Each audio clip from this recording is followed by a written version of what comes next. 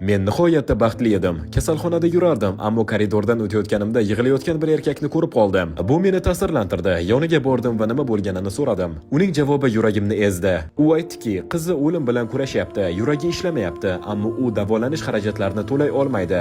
Rostini aytsam, ko'z yoshlarimni tuta olmadim. Ota bo'lganimdan beri dunyoga boshqacha qarayman. Bu holat menga juda adolatsiz tuyuldi. Ichimdan bir narsa sen yordam berishing kerak dedi.